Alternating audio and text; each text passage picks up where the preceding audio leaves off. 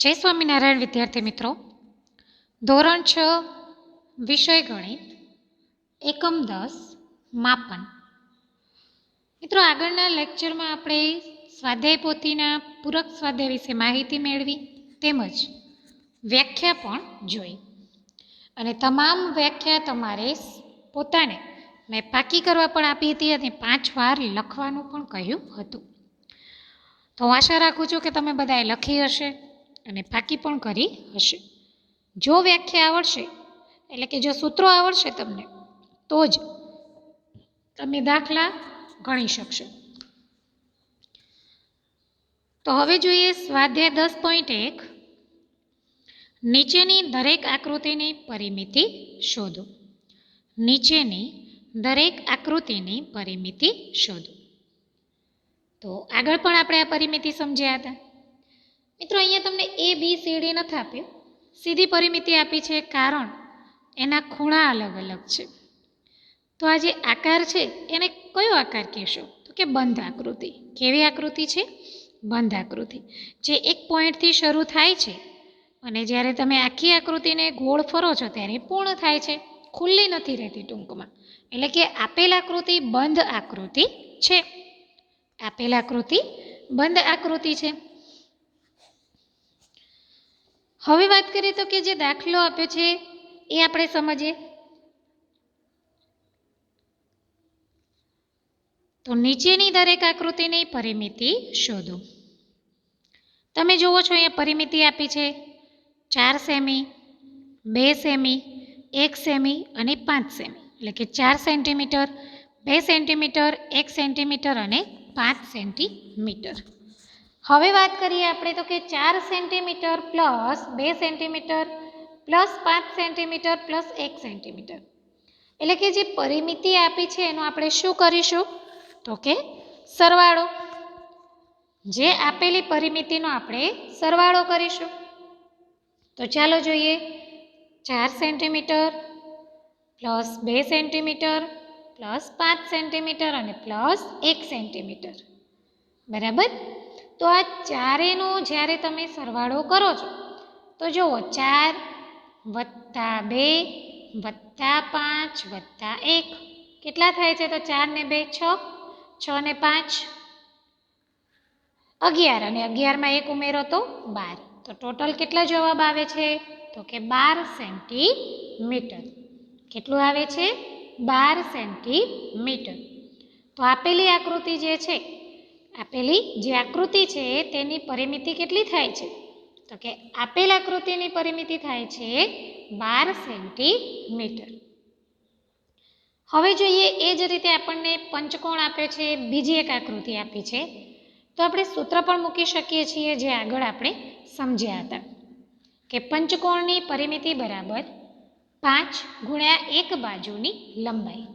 આપણે આવું સૂત્ર સમજ્યા હતા કે 5 ગુણ્યા એક બાજુની લંબાઈ. તો એ જ સૂત્ર તમારે મૂકવાનું રહેશે. ન મૂકો તો પણ, પરંતુ મૂકો તો વધારે સારું છે. તો અહીંયા તમે લખી શકો છો કે ભાઈ પંચકોણ ની પરિમિતિ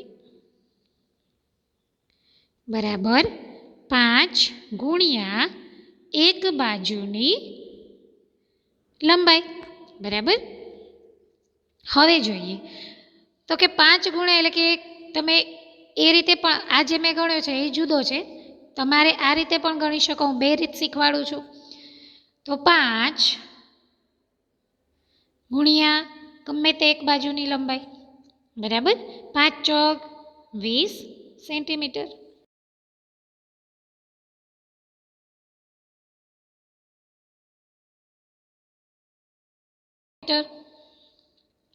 plus 4 centimetre plus 4 centimetre plus 4 અને પ્લસ 4, ટોટલનો સરવાળો કેટલો થાય છે? તો 20 સેન્ટીમીટર.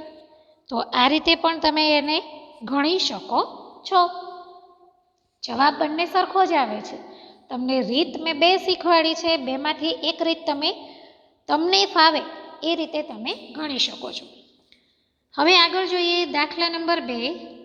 એક ટેબલની ઉપરની સપાટીની લંબાઈના એક ટેબલની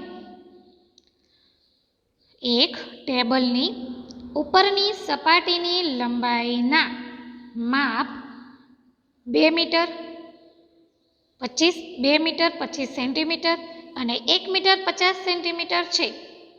આ સપાટીની પરિમિતિ કેટલી થાય? તો આપણે ટેબલની ઉપરની સપાટીની પરિમિતિ શોધવાની છે. પરંતુ એ પહેલાં આપણે શું કરીશું? તો કે 2 મીટર 25 સેન્ટીમીટર જે આપેલા છે, તો એને પહેલાં આપણે સેન્ટીમીટરમાં ફેરવવા પડશે ને, તો જ આપણે એની પરિમિતિ શોધી શકીશું. તમે એને અલગ અલગ 2 મીટર 25 તો એ તમારા માટે શક્ય નથી. તો પહેલાં આપણે એને સેન્ટીમીટરમાં કન્વર્ટ કરવા પડશે. તો જોઈએ આપણે તો કે ટેબલ ઉપરની જે સપાટીની લંબાઈ છે મિત્રો, ટેબલની ઉપરની સપાટીની જે લંબાઈ છે, તો પહેલું છે 2 મીટર 25 સેન્ટીમીટર. 2 metre 25 centimetre. ચાલો જોઈએ તો એને આપણે શું કરીશું? તો કે એને સેન્ટીમીટરમાં ફેરવીશું. તો કઈ રીતે મિત્રો? તો 2 મીટર છે, તો 2 મીટર 25 સેન્ટીમીટર. ચલો જોઈએ તો 1 મીટર બરાબર 100 સેન્ટીમીટર, તો 2 મીટર બરાબર 200 સેન્ટીમીટર.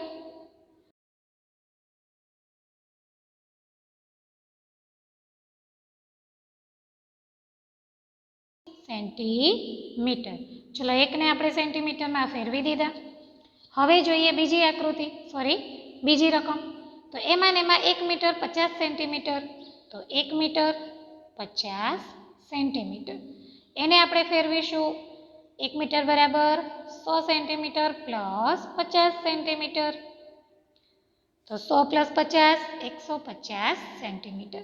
તો તમે જુઓ છો કે અહીંયા આપણે સેન્ટીમીટરમાં ફેરવ્યા છે. 225 સેન્ટીમીટર અને 150 સેન્ટીમીટર. હવે જોઈએ તો કે દાખલો સમજવાનો છે. તો ચાલો, તો હવે તો ઇઝીલી આપણે પરિમિતિ શોધી શકીશું ને. તો ટેબલની ઉપરની સપાટીની પરિમિતિ બરાબર જે આપણે સૂત્ર દ્વારા શોધવાનું રહેશે. તો ચાલો કે ભાઈ ટેબલની ઉપરની સપાટીની પરિમિતિ બરાબર સૂત્ર કયું છે? તો કે 2 ગુણ્યા લંબાઈ વત્તા પહોળાઈ. ચલો 2 લંબાઈ કેટલી છે? તો કે 225 પ્લસ પહોળાઈ 150. બંનેનો સરવાળો કરવાનો છે. તો બંનેનો સરવાળો કરશો તો કેટલો જવાબ આવે છે? 375. હવે તો કે 2 ગુણ્યા 375 કરો તો કેટલો જવાબ આવશે? તો તમે જુઓ છો 375 ગુણ્યા 2. ચલો 5 દુ 10 ની પડી 0 વધી 1. 7 દુ 14 ને 1 15. 15 નો પાંચડો વધી 1. 3 દુ 6 ને 7. જવાબ આવે છે 750. તો આ 750 સેન્ટીમીટર. 750 સેન્ટીમીટર. તો એક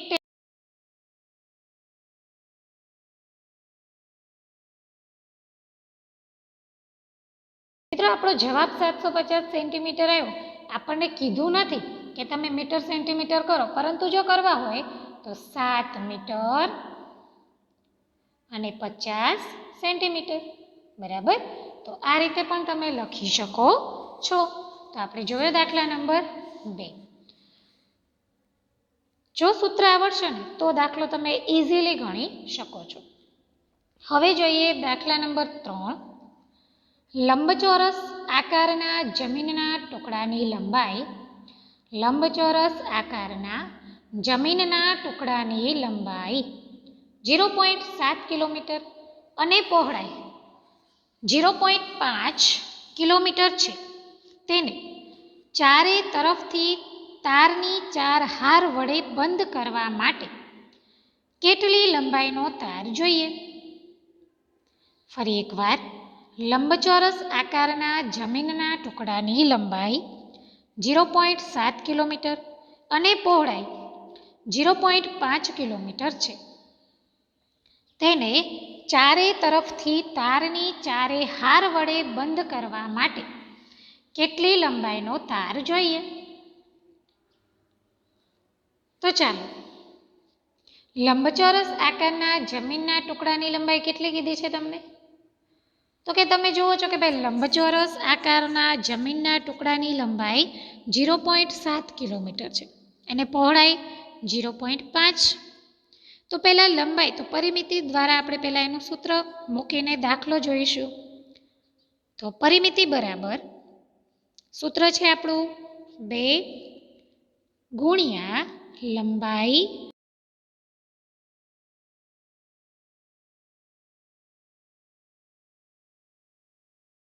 સમજવાનો રહેશે.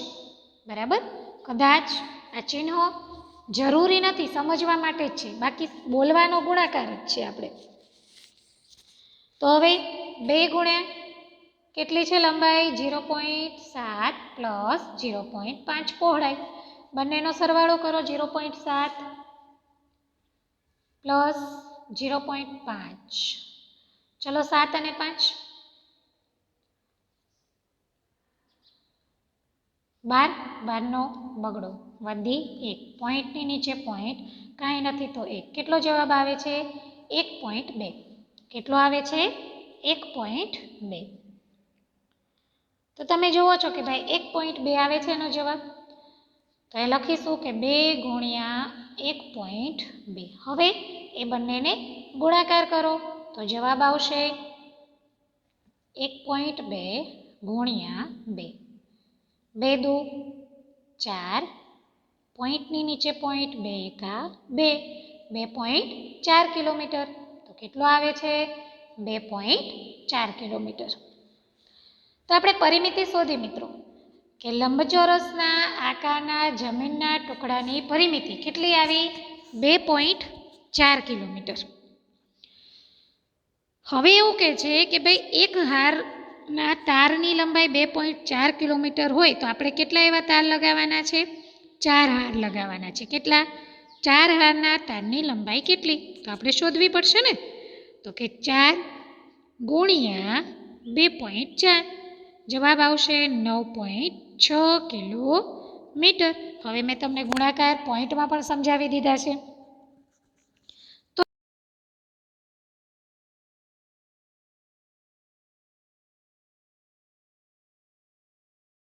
વધી 1 છગડા પછી 1. હવે પોઈન્ટ નીચે પોઈન્ટ. 4 દુ 8 ને 1 9. જોઈ લો જવાબ 9.6 કિલોમીટર. તો આપણે સમજીએ આગળ કે ભાઈ લંબચોરસના તમારે કઈ રીતે લખવાનો છે કે લંબચોરસ આકારના જમીનના ટુકડાની લંબાઈ. તો જુઓ પરિમિતિ શોધવાની છે કે ભાઈ લંબચોરસ આકારના જમીનના ટુકડાની પરિમિતિ બરાબર 2 ગુણ્યા લંબાઈ વત્તા પહોળાઈ.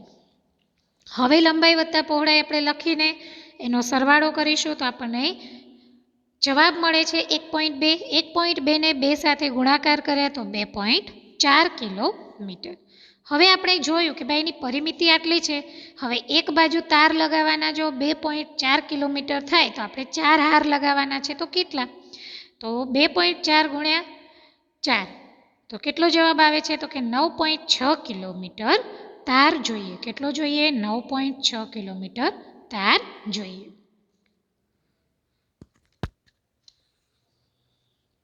હવે જોઈએ દાખલા નંબર 4. તો કે નીચેના દરેક આકારની પરિમિતિ શોધો.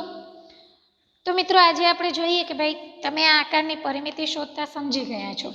અહીંયા આપ્યો છે તમને એક વિષમ સમબાજુ ત્રિકોણ નથી, વિષમ બાજુ ત્રિકોણ છે. બરાબર? તો પરિમિતિ બરાબર શું કરશો? તો તમારે એનું માપ લખવાનું છે કે ભાઈ 3 સેન્ટીમીટર, 4 સેન્ટીમીટર, 5 સેન્ટીમીટર.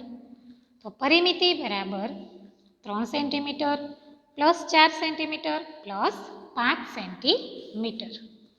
હવે તો આપેલી પરિમિતિ